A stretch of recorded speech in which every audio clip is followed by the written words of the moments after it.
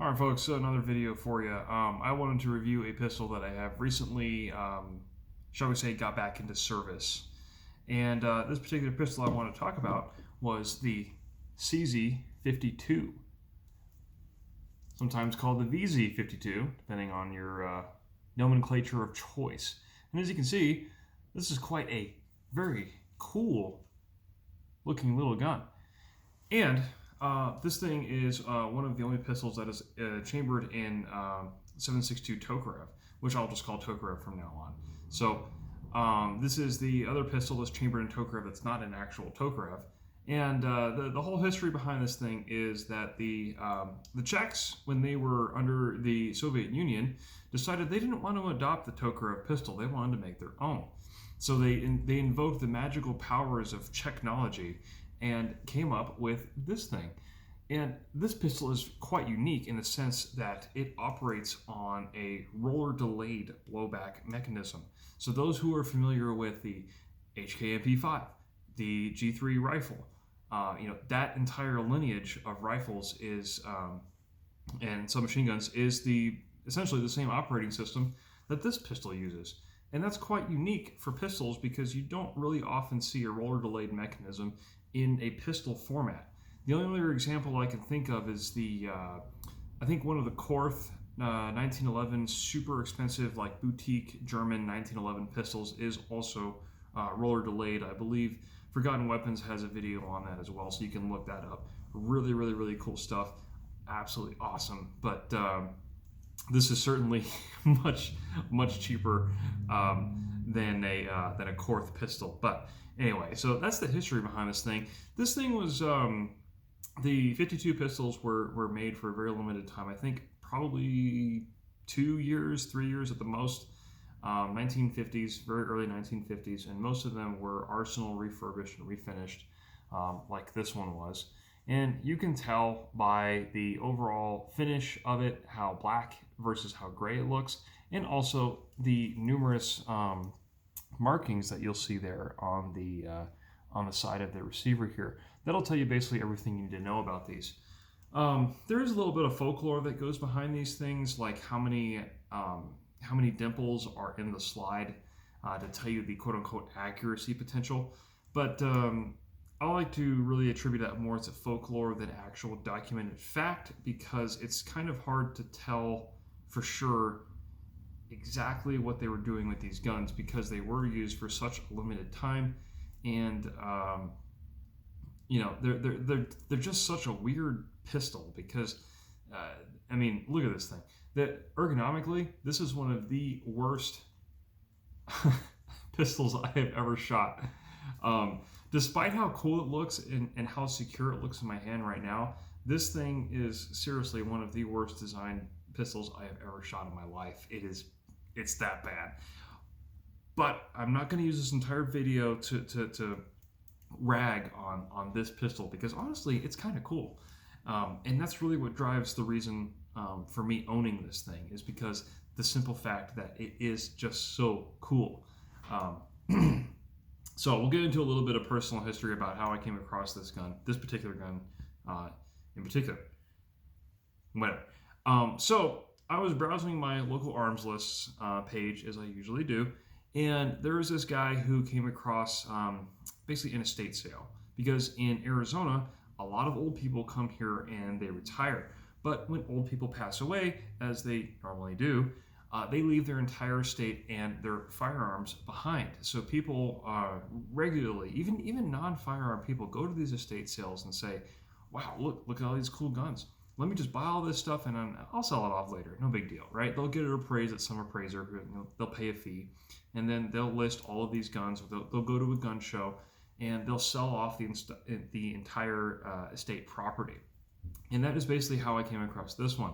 This dude had come across an estate sale and bought all the guns, which some of them were actually pretty freaking nice, like primo stuff. But among his quote-unquote cheaper weapons was this pistol. And I got in contact with a guy, and he had no idea what this thing was. He had no idea what the going rate was. He just said, I've seen them for like $300, sure. And as you can see, this example is really really clean, and it's actually quite black as opposed to most of the Arsenal or refinished ones I've seen that have been more of a gray color. This one is very, very dark, rich black color, and as you can see, it's just a really clean gun. And internally, this thing has it almost looks like it hasn't been shot when I got it. So I approached the dude and I met up with him, and he's like, "Yeah, man, I'm not really a gun guy, but you can have this thing for $300." And I was like, "Dude, freaking score, man!" So I handed him $300, and I got this pistol, and it came with 2 magazines, cleaning rod, and then I got a CZ box for it. Here, let me grab it real quick. Ugh. So I went to CZ's website and I ordered a modern production box, as you can see here. But oddly enough, this thing actually does fit on the inside here perfectly, a CZ52 pistol with an extra magazine and a cleaning rod. So I was like, dude, this is perfect because it's a CZ pistol, goes in a CZ case. Awesome setup, good to go. And then I also went on gripsforyou.net because the guy who runs that site, I don't know where he gets his grips from. Maybe he makes them himself. Maybe he orders them from somebody else. But either way, the grips quality that he gets is just absolutely phenomenal. I mean, I have so many other old pistols that you may have seen that have these wooden checkered grips on them, and dude, they are phenomenal. They are phenomenal because the original grips on these things were made out of like a Bakelite type material, and honestly, they didn't do a whole lot for control of the pistol. They served a purpose of being grips, but other than that, they didn't really do a whole lot for you. So I replaced them with some nice aftermarket grips, and you can see the old-timey CZ logo in there. So that has a little bit of cool factor on there. And the grips were only like $40-$50. So I was like, why not? So these grips have been absolutely phenomenal though in actually shooting this pistol because I can actually keep a grip on it while it's recoiling.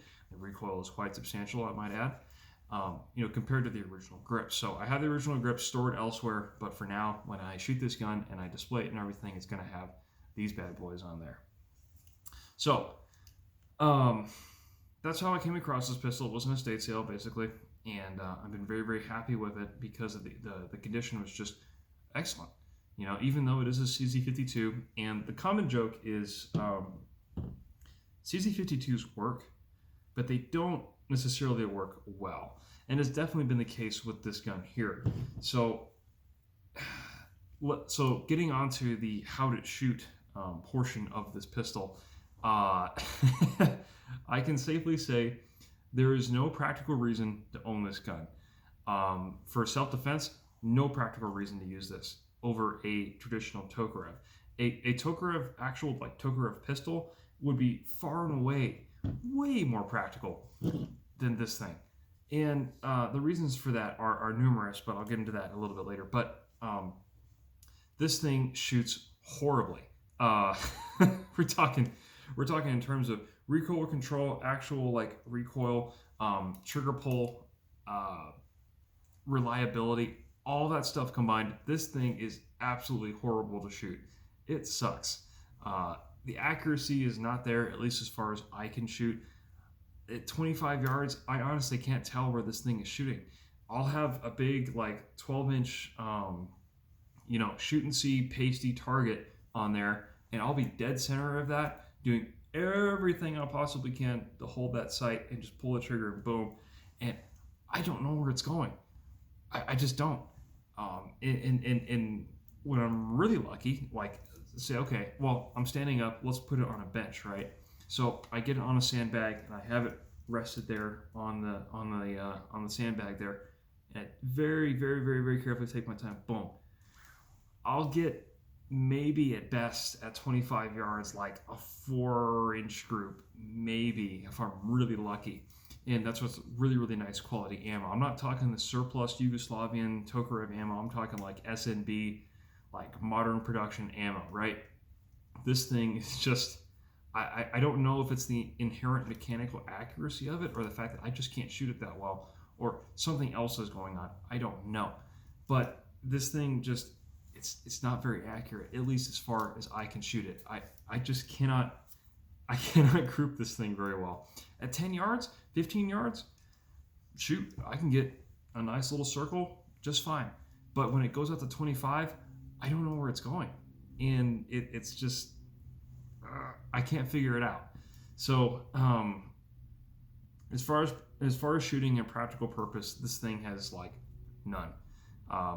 It is a super cool weapon, and it has a very, very interesting mechanical system to it and how it operates, with the roller delayed mechanism and everything. But for a single action only pistol, which is what this is, it just sucks. As far as shooting and like practical accuracy with this thing, it's not that great. And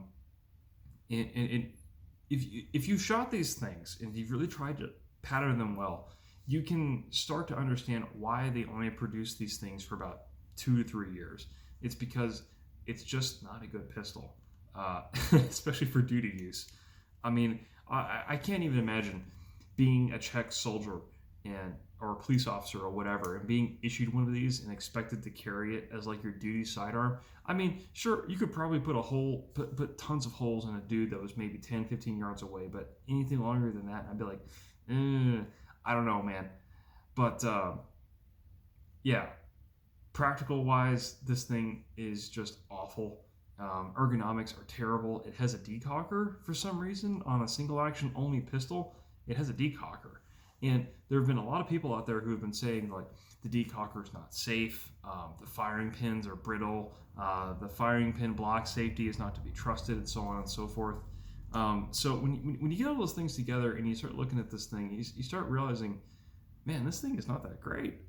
But it's just such a shame, because look at how cool this thing looks. This thing looks freaking so cool. And that's, like I said, back to the beginning of the video, the main reason why I own this thing is for cool factor. Not because it's practical, not because it's good at what it actually is supposed to be doing, but just the fact that it looks so cool and it shoots such a powerful and interesting caliber, right? And mechanically, it is very, very, very, very interesting for having a roller delayed mechanism. But everything else about this gun is pretty awful. Maintaining it is pretty awful. The field strip for this thing is not user-friendly at all. There's been so many different ways about like using the magazine to pull the barrel out, using a punch to pull the barrel out, just how this is assembled, the way the grips are put on. So the grips here, you can see this big clip right here in the back? This goes all the way around the other side, right? All the way around like that. There are no screws on this thing, so these grip panels are actually quite loose. And if your spring clip here is not tight enough, these grips will move around like crazy.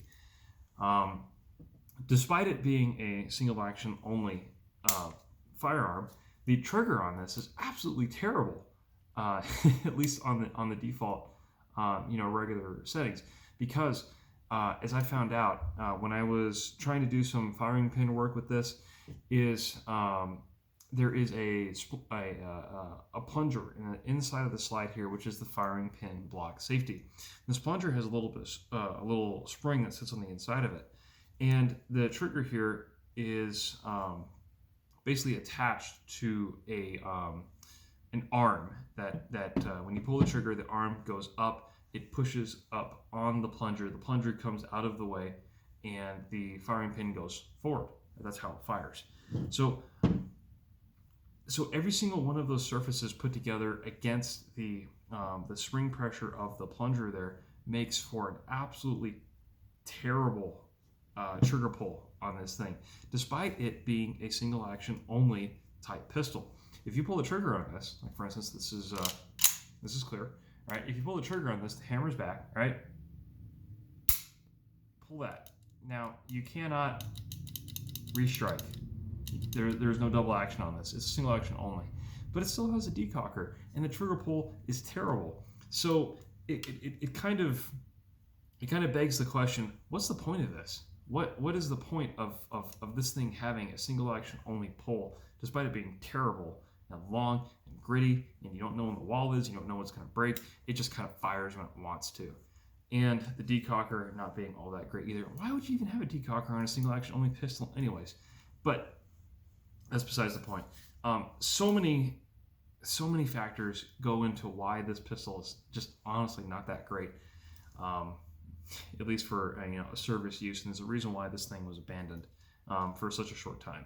So all those things taken together, I am still very happy to own this pistol, and I love how it shoots a Tokarev round.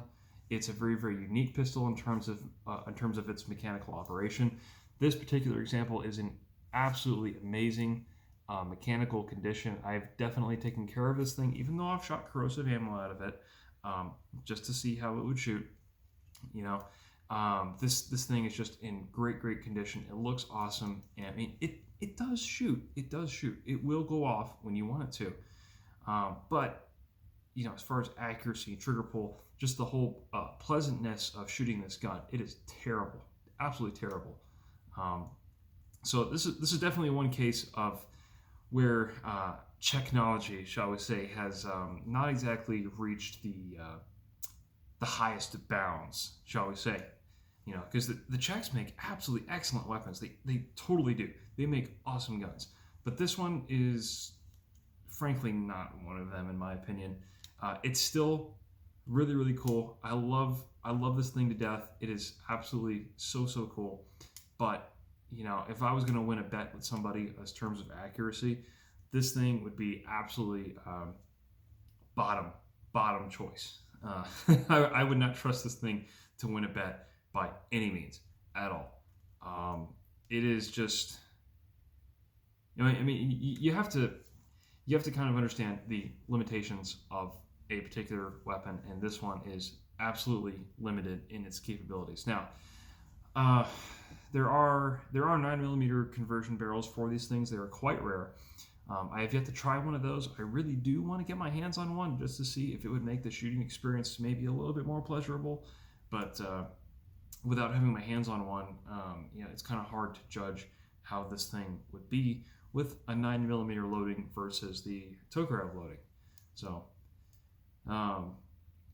So overall, I definitely believe the price point on these pistols, which is around $300 to maybe $500 at the most, is absolutely perfectly set for these pistols, because practically minded, these things are inferior to a regular Tokarev pistol of any country's manufacturer. Because I've shot the rattiest Tokarevs, I've shot pretty good Tokarevs in comparison to this. All of those Tokarev pistols, the actual Tokarev pistols, are far and away way more practical, far more practical than this thing is, which is unfortunate, because I do believe that this pistol is one of the best looking pistols ever. I mean, this thing just looks absolutely cool, way better than a Tokarev does. But in terms of practical shooting and accuracy, the actual Tokarev pistols far outclass this. So if you want a more practical piece that shoots the Tokarev round, get a real Tokarev. If you want something that just freaking looks cool and is mechanically interesting, and overall it's just a really cool piece to have, then yeah, by all means, get a CZ52. They're not that expensive, and I think they are very appropriately priced for what they are. They're not practical by any means, like I said, but they're still just really cool pieces, and it's fun to shoot these things because it makes a big old fireball out the front. It has a substantial amount of recoil, but not so much that's going to make you like hurt your hand or anything. But it's fun to shoot. So I guess that's the important part. Is it fun to shoot? Yes, it is fun to shoot. Just understand all of the little intricacies and details that go with one of these guns. So parts are available, magazines are available, ammo, it's kind of on you right now. I was fortunate enough to find some ammo that my local store was selling, but Tokarev is not exactly a high priority for ammo manufacturers right now. So good luck finding ammo for this stuff, but this thing will shoot surplus ammo. So if you have any of that lying around, this will shoot it. I mean, it was meant to. Yugoslavian Tokarev ammo was meant to shoot through this gun. So if you have some, it absolutely will work. So yeah. Still, overall, I think in terms of like my actual collection that's going on, so I've got my Yugoslavian Mauser sitting up against the wall over there, and it was made right around the same time frame that this pistol was. So it's not a far stretch to imagine that that Yugoslavian Mauser would have been paired with one of these pistols, and I think that's a pretty cool connection, you know. So just imagine being a Yugoslavian soldier in the 50s, and you're issued this pistol and an M48 Mauser to go with it, and you're just like, okay, sure, you know, 1950s technology at its finest. So, but yeah, make no mistake. As much as I rag on this pistol about its practical uses and how it actually shoots, this thing is just freaking cool. I love it to death. Even with all of its negative quirks and everything else about it, it's just a cool pistol, you know. So, and it's one of the few ones that actually shoots the Tokarev chambering. So, if you're looking to expand your Tokarev collection, absolutely get one of these. So, anyway, so yeah, overall, despite all of the negative things about this pistol and just how much I've had issues and trouble with it, it's just cool, you know. It's a nice, cool piece to own, you know. And it's not that expensive, so you know, if you want to get into one of these things and just try it out for yourself, I don't think you can go wrong, because you're not going to be blowing a whole lot of cash anyways. It's not like buying a K98 where it's like, you know, $1,500, $1,600, $2,000 to enjoy a piece of history. Where you can get something like this world famous Czechnology CZ52. You know, $300 to $500, and you're set. So, yeah, I just thought I'd share this piece with you guys, because I've had this thing sitting in my armory now for quite a while, and I just recently repaired it and got a new firing pin components, and put it all back together, and it's working. Well, I wouldn't say just fine, but about as well as the CZ52 could be expected to operate. So that's all I can ask for, you know. So, anyways, yeah, just wanted to bring that pistol to you guys and let you guys enjoy just, you know, how cool one of these things is despite all of its shortcomings. So, anyway, that's all I got to say about that, and we'll see you next time.